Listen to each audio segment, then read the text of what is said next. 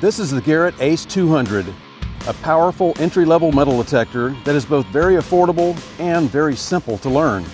The ACE 200 includes digital target ID with a large 0 to 99 scale for more target information, 3 preset search modes, a coin depth indicator, a 6.5 by 9 inch Proformant search coil that can be fully submerged while searching, cam locks for increased stem stability, and sharp, responsive pulse width modulation audio.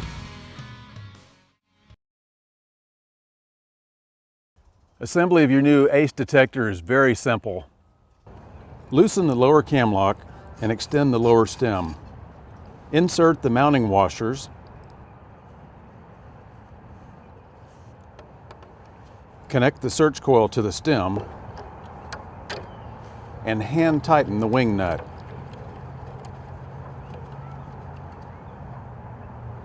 Loosen the upper cam lock. Insert the S stem with the control housing.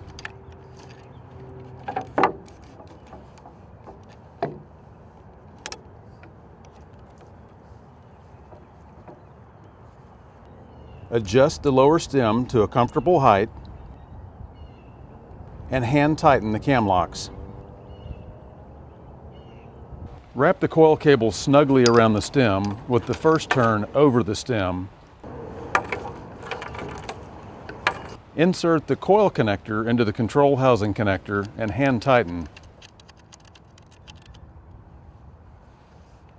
The arm cuff can be adjusted by removing the screw on the bottom and mounting the 2-piece cuff to the other hole.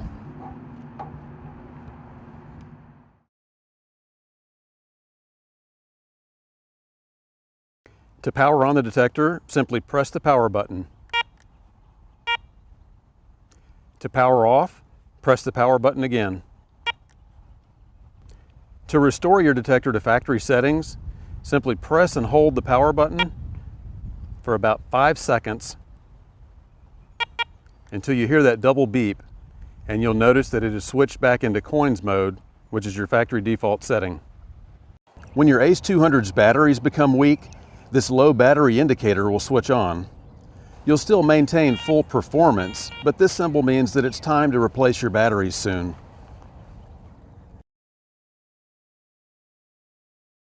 Your ACE 200 is always going to indicate all targets that you encounter in the field, so it's important that you understand target ID.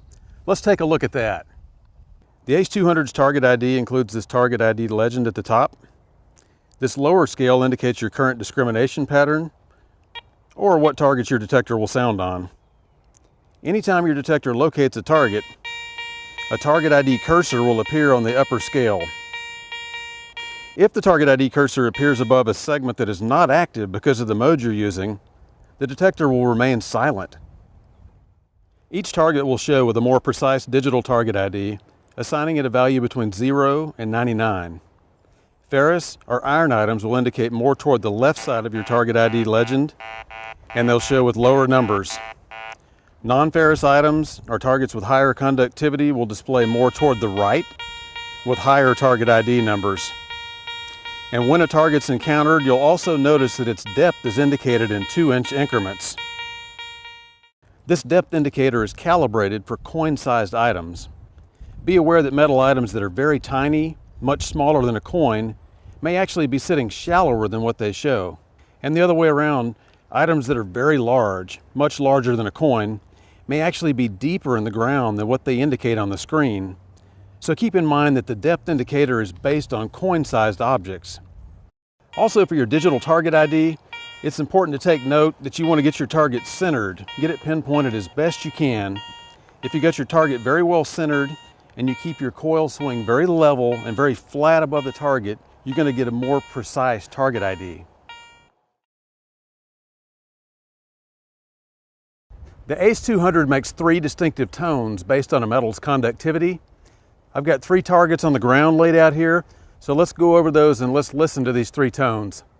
Okay, the first target I've got here is a steel washer, and we're getting the low tone. The low tone is anything with a digital target ID reading from 0 to 20. Now for the mid tone, I've got a gold ring, Mid-tone is anything reading between 21 and 80. The high tone is for any targets that are 81 and higher. So there's your high tone or your bell tone.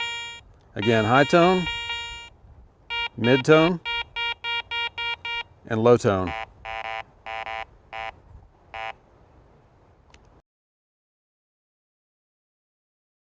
Let's take a look at the different discrimination patterns or search modes that are available on the ACE 200. Push the mode button to select between 3 preset discrim modes. In zero disk, nothing is notched. All 5 of the top row pixels are active. Use this mode when a target signal is inconsistent or when you don't know exactly what type of metal you're searching for. Jewelry mode ignores most iron trash, but finds rings, watches, bracelets, and other types of jewelry. Coins is designed to find all U.S. coins and eliminate common trash like foil, iron, and pull tabs. Be aware that some small jewelry that reads the same as foil could be ignored with this pattern.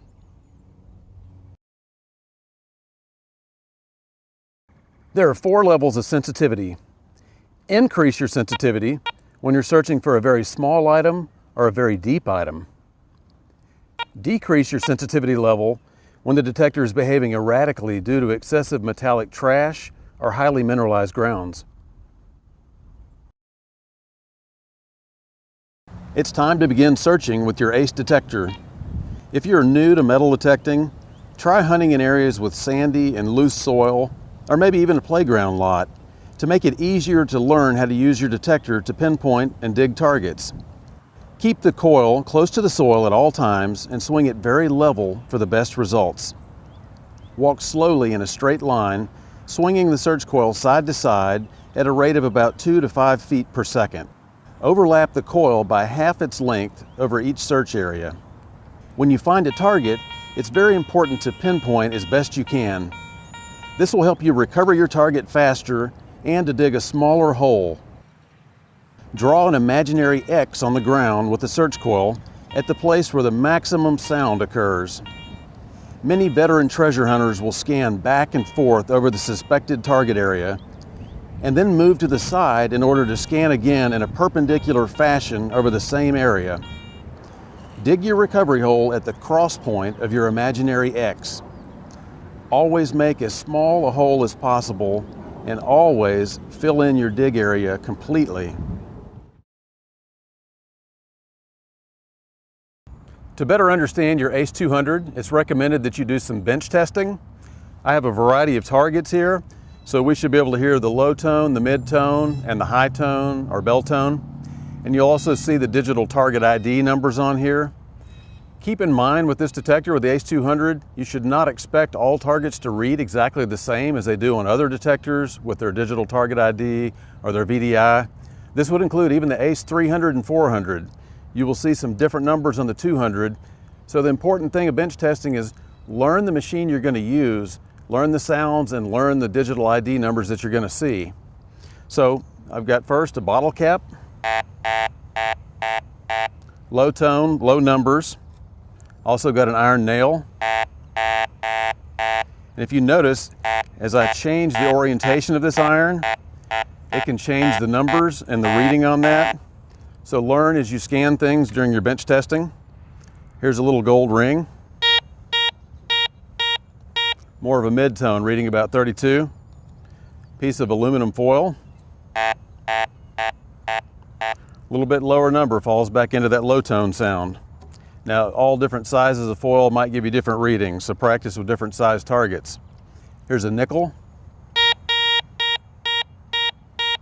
Mid-tone, somewhere around the 38 mark. Pull tab. Mid to high 50s. Penny. About 81 there. Dime. Just a little bit higher, 83. Quarter. A little bit higher number. So you start learning your coins and about where they're going to fall.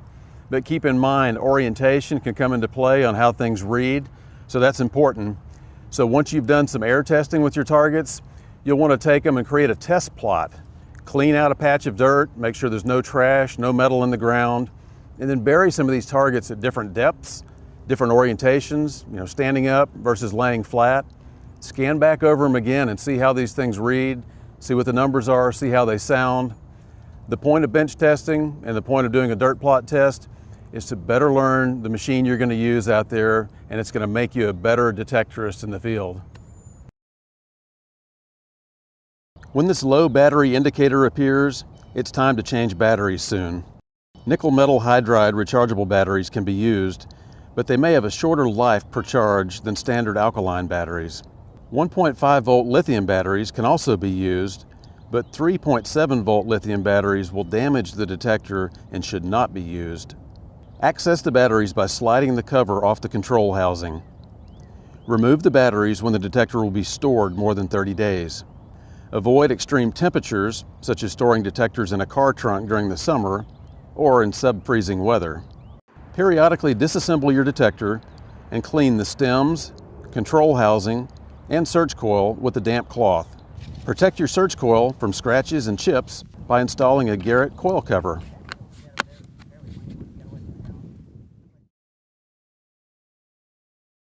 Expand your search options with one of these ACE series accessory search coils. This small Super Sniper coil and this 5x8 Double D coil are ideal for searching in tight areas and in separating numerous adjacent targets in trashier hunt sites. Larger concentric search coils provide the greatest detection depth and the largest possible detection fields. The Garrett Pro Pointer is highly recommended for all detectorists to speed their recovery of detected targets, to dig smaller recovery holes, and to identify multiple targets in close proximity. The Pro Pointer AT can even be used underwater to a maximum 10-foot depth. This environmental cover-up helps protect your control housing electronics from dust, mud, and rain. To learn more about your new ACE detector and to see the latest Garrett accessories, be sure to visit garrett.com.